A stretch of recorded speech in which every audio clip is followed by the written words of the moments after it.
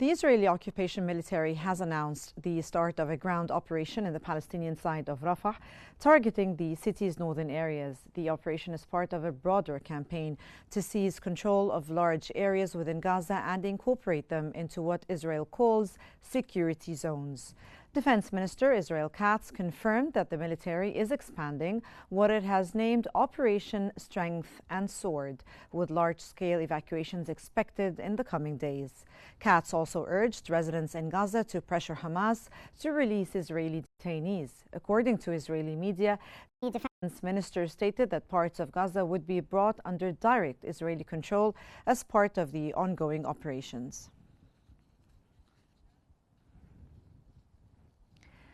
Israeli Minister of National Security Itamar Ben-Gvir has led a settler raid on Al-Aqsa Mosque under heavy police protection.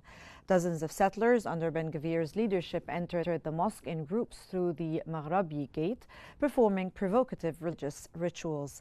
Palestinian news agency reported that Israeli forces intensified their presence around the mosque's gates and the old city, obstructing the access of worshippers to the mosque.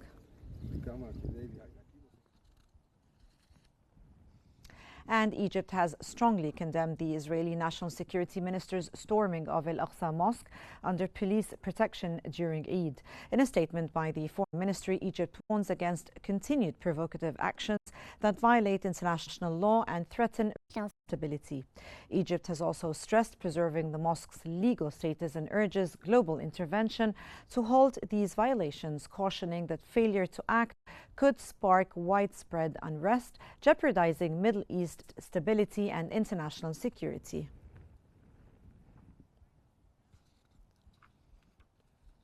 Hamas has condemned the killing of a Palestinian journalist, his wife and his 3 children in an Israeli airstrike on Khan Yunis, calling it another crime in what it described as Israel's ongoing record of aggression. In a statement, Hamas said that 209 Palestinian journalists have been killed since the start of the war, many alongside their families. The group called for urgent international action to hold Israel accountable for what it described as systematic targeting of journalists and efforts to suppress media coverage in Gaza.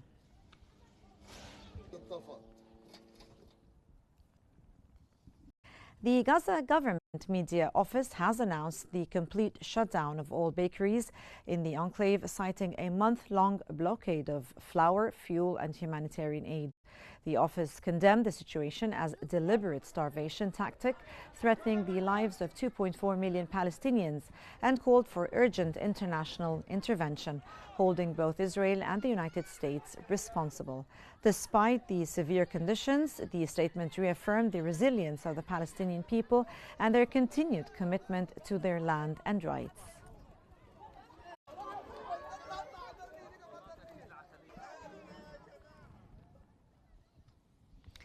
Israeli Finance Minister Bezalel Smotrich has announced that Israel has officially recognized 28 new settlements in the occupied West Bank under Prime Minister Benjamin Netanyahu's government.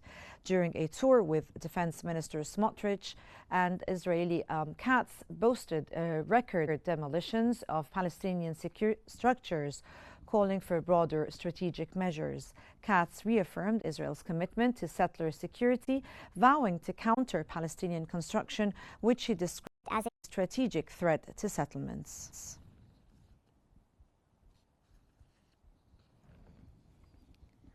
The Palestinian Ministry of Foreign Affairs and Expatriates has strongly condemned the incursion of Israeli Defense Minister Israel Katz and far-right Finance Minister Smotrich into the occupied Palestinian territories. The ministry denounced their colonial and racist remarks, which aim to undermine Palestinian institutions as part of Israel's ongoing war on Palestinians in the West Bank and Gaza. It warned that such actions embolden settler violence, entrench apartheid, and defy international law.